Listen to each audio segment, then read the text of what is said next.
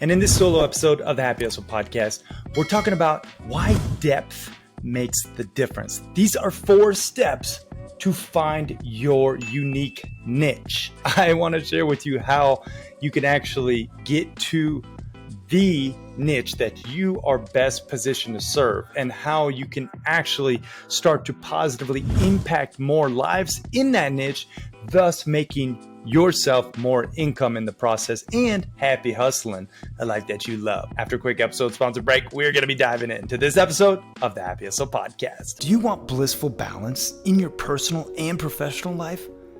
Great. What's up, guys? My name is Cary Jack, and I want to help you happy hustle a life you love, one full of passion, purpose, and positive impact. I'm a lifestyle entrepreneur, a professional model / actor, a digital marketing specialist, a podcast host, author, a biohacker, an eco-warrior, a martial artist, a hippie cowboy, and a humanitarian. My goal is to educate, inspire, and entertain you to live a life of passion, purpose, and positive impact. It is time to happy hustle your dream reality. Yee! What is up, you beautiful happy hustlers out there? Cary Jack here, lifestyle entrepreneur and author and founder of The Happy Hustle.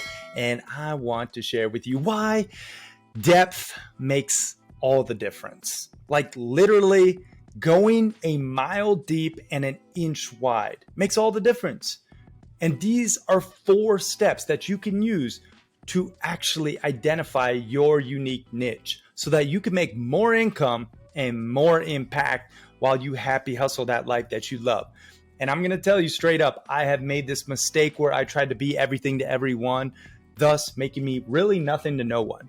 And when you make that mistake, you realize firsthand, hey, I have to niche down till it hurts. And this is something that is a very difficult thing to do because maybe you are super talented and maybe you can serve a lot of different peoples in a lot of different ways.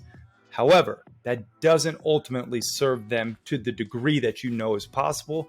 And it doesn't actually serve your mission of increasing your income and your impact when you are too broad. So I want to break down how you can actually identify your unique niche using this 4-step, super simple process. There's a lot of different ways out there online. There's a lot of different gurus, quote unquote, that talk about how to find your niche. I try to make it as simple as possible in my own words in a way that has helped me actually have success in business with my specific niche. Okay. And I'm going to tell you how I did it wrong first. So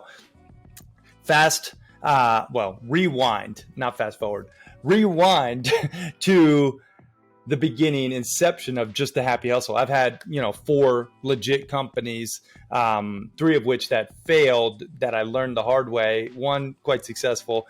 But this company, this 5th company, the Happy Hustle, I started off serving people who I didn't really want to serve. They didn't bring me energy or joy. They didn't have the money to pay me what I was worth. I made this mistake of, selling customers and clients that ultimately weren't my ideal target avatar. And that was because I wasn't clear on my niche. And now fast forward to where I'm at today, where I serve a specific niche of purpose-driven male online entrepreneurs making over 6 figures, 28 to 38, who are a little bit stressed and overwhelmed, who want to achieve that blissful balance both personally and professionally. Now, this niche is super clear. I know who it is. It's very, very much my people, right? And I get excited by serving these people. The difference is now I'm actually breaking into the B2B market, which is purpose-driven companies that want to increase their employee happiness and productivity using our proprietary soul mapping system. So that's a new niche. When you create a new offer, oftentimes you have to assess, is it the same niche or is it a different niche, and do I need to pivot? Okay, this messaging and this pivot of niche is very, very essential if you are going to have success. Regardless, the steps to assess what niche is best for you to serve are universal. And I'm going to share with you those 4 steps right now. It starts with what, then it gets to who, then where, then how. So very simply, 4 steps: what, who, where, how. Okay, you can overcomplicate this. You sure can. You can make it 10 steps. You can make it probably 20 steps. I made it 4 because I wanted to break it down in the most simple fashion.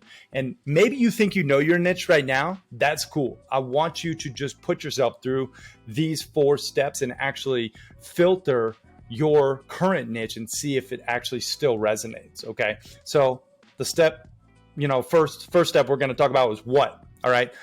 What are your interests? What problem can you actually solve? And what do you actually have experience in? Like, these 3 questions are your beacon for guiding you to the what in your niche. You have to know what you're actually, interested in, and if it's actually going to fill you with joy. You'll lose passion for your business if you don't pick the proper what. Like, there's no question, hands down, happened to me in the past. You'll burn out, or you'll pivot, or you'll lose steam if you don't have something that you're actually interested in. You also want to think about what problem can you actually solve. Like, that's what my good buddy Wade Lightheart, founder of a 9-figure supplement company, talks about. You actually need to know what problem you could solve and how you can actually solve it. And he says, solving our business is just solving people's problems at a profit, right? That's what it is. So you have to understand what problem you can actually solve for people in that particular interest of yours. And then you have to think about, hey, what do I actually have the right to talk about? What do I actually have experience in? Again, I use this example, but like, when there's this 21-year-old life coach that comes to mind, I'm like, why would I take life advice from you when you haven't really achieved the result of life? Like, you're not, successful, quote unquote, in life, in my definition, right? I deem holistic happiness and successful personally and professionally different than this person. And I think you have to really take stock of what you actually have the right to talk about and what you have experience in. So that's the what. The first step, really make sure that you answer those questions honestly. Okay, now we get into the who. So the who is your perfect target avatar, like demographics and psychographics. Again, this is a little basic. I'm sure you have thought about this stuff in the past. I'm not going to spend too much time on it. You can assess who is your perfect person and then who is not your perfect person. And I actually like to break it down. So there's a primary target avatar, a secondary target avatar, and then a tertiary. So I know each of those 3 different people. And for me, I serve these male high-performing entrepreneurs, but also there's the secondary of the female high-performing heart-centered entrepreneur, right? Like, I can equally serve that person. Now, they're not my primary because for whatever reason, I haven't really dove into that niche. I think it's always important to just get crystal clear on who you want to serve and go a mile deep with that person or with that niche. But you can still have your primary, your secondary, and your tertiary, but you have to understand the demographics and the psychographics. And by psychographics, I mean, morally, like, what makes them tick? What are their interests? What are their political views? What keeps them up at night? What might be their fears? Like, these psychographics are oftentimes what are the triggers to people buying and not buying within your messaging. If you can hit on people's psychographics and really your copy lands with them so that they think you're speaking directly to them because you've clearly articulated your perfect avatar, so much more so than they even know themselves. You know them. Whoa. Apologies for interrupting your programming, but I have to tell you, the best investment you can make in yourself is one in which helps you acquire skills. You've probably heard people talk about, just invest in yourself and you'll be successful. Yes, that's true to a degree, but you have to invest in skills that will ultimately help you achieve your desired results. And I think one of the best skills one can possess, be it an entrepreneur or an aspiring entrepreneur, is the sales sword. Really knowing how to sell, utilizing pressure-free persuasion, which will make you more money and more impact. Now, if you want to know how to sell more efficiently and effectively, I just launched a sales course called The Proven Roadmap Process to Selling millions of dollars and helping you to increase your conversions guaranteed. And you can get access to this new sales course that The Happy Hustle is launching at thehappyhustle.com/sales. And if you act fast, you'll get it at the lowest price it'll ever be available, because we are launching it and we want to gain amazing testimonials and social proof to further share this knowledge. So if you act fast, you can get it at the lowest price it'll ever be. That's at thehappyhustle.com/sales. Now let's get back to this episode. That's where we want to get to when it comes to the who. So that is the second step. You got the what, now you got the who. Then the third step is the where. Where are you going to actually, serve these people? Are you going to have an online presence with and then you break it down even further. Maybe it's an e-com website, or maybe you're doing online courses, or maybe you have online membership community. Or is it offline? Is it brick and mortar? Is it in a specific city, maybe Dallas, Texas, and you have this whole physical location? You have to understand where your niche is and where you're going to serve them. Okay, that's the third step. It seems, again, quite rudimentary. However, a lot of people don't even think about this stuff. They just start winging it. They're like, this person will give me money. Sure, I'll serve you. And then 5 years goes by, if they're still in business, which 90% of businesses don't make it to 5 years. But if they're still in business, then they have to repivot and reassess. And oftentimes, for me, I like to keep overhead as low as possible and margins as high as possible. That's just good business practices. So the where really, really matters, especially if you're going to get into the brick and mortar game.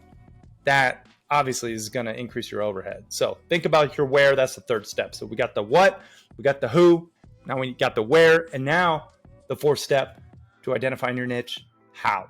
How are you actually going to serve them? How does your product or service solve their problems? And I want you to think about your unique selling proposition, your USP. You might have heard this term before. Your unique selling proposition. What makes you different? What is those key characteristics, right? Is it your technology? Is it your customer service? Is it your result time? Is it the outcome that you provide? What is your unique selling proposition? How can you position yourself in the marketplace? How is it actually done? How have others in the past succeeded? Results and testimonials really factor in when you're selling your niche and your perfect avatar. But you really need to understand what is your USP. And then you want to build that USP into your MVP. This is something I will take full accountability. Guilty. I have attempted to create too many offers and not have one MVP, not one thing that really serves my people in the highest possible light. I get that shiny object squirrel syndrome, whatever, squirrel brain, where you're like, oh, that looks like fun over there. Oh, let me go over there. Oh, this, Facebook ads into an online course, evergreen. Yes, please. Oh, online membership community. Sure. Let's do it. It's that's what happens oftentimes with these entrepreneurs that I know and friends of mine. It's we keep switching offers. We don't get one MVP, and we don't take that MVP to the bank, keep making it better and better and better. And if you want to really win in business long term, you just need to pick one MVP and make it better and better and better, consistently evolving over time. Then once you have that systematized, you could potentially create a new offering. But again, I love this quote by my buddy Rory Vaden. He talks about when you have diluted focus, you get diluted results. So if you don't want diluted results, you need to have crystal clear focus, and you need to know how you are going to serve people in your niche with your USP, your unique selling proposition, and that MVP, your most viable product, so that you can really serve at the highest capacity. So those are the 4 steps to find your niche. Again, not rocket science. It's the stuff that hopefully you have thought through with your current business or your current niche. But if you haven't, then this is a reminder and how you can actually break down this 4-step process for yourself and really start to create that niche where you're going a mile deep and an inch wide. Again, they say niche down till it hurts. It often does hurt, but there is this concept that I want to actually share with you just as we wrap up this particular content piece. And that is this concept of Sheehan's wall. This is something that Brand Builders Group talks about greatly. There is this invisible chasm where you go from being unknown to being known in your niche. And we call it Sheehan's wall. Now, you can use many different examples in terms of Sheehan's wall, where you go from being known in your niche or unknown in your niche to being known. Use the example of Dave Ramsey, right? All he talked about was debt. He became known for talking about debt. Now he talks about whatever the heck he wants because he's known. He talks about faith, family, relationships, whatever. You can use the person Brene Brown. All she talked about was shame, right? She became known for talking about shame in her niche. Now she talks about, whatever she wants, like God and fitness and all these other things. You could use the even example, Gary Vee, right? All he talked about was wine. He became known for talking about wine. Now he talks about Pokemon and crypto and all this other stuff, advertising. I'll give you an accompanying example. Amazon, all they talked about was books. All they did was sell books. Now they became known for selling books, and now they sell everything, literally everything. So you can see how this could work for you, but you have to get clear on your niche, what problem you're solving, what your interests are, what you have experiences in. That's the what. Then the who, your perfect avatar, both primary, secondary, tertiary, knowing the demographics and psychographics of each. And then the where, are you online, are you offline? And then the how, your USP and MVP, and how you actually serve your niche to the best possible degree. That is how you really identify your niche and how you can just start to make more money and more impact than ever before when you get that crystal clear niche, because depth makes the difference. I'm telling you.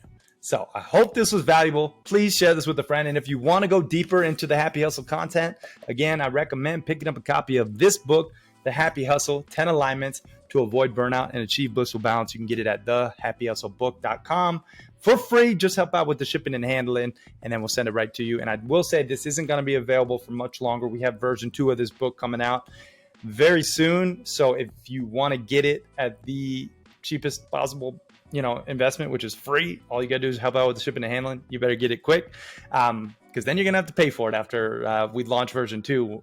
Version 1's no longer going to be as relevant. So anyway, hope this was valuable. Please, please, please keep happy hustling a life that you love, and just stay crystal clear on what niche you're serving, and go a mile deep and an inch wide in it. All right. That's it. Peace and love, everyone. I am out. Thanks for watching.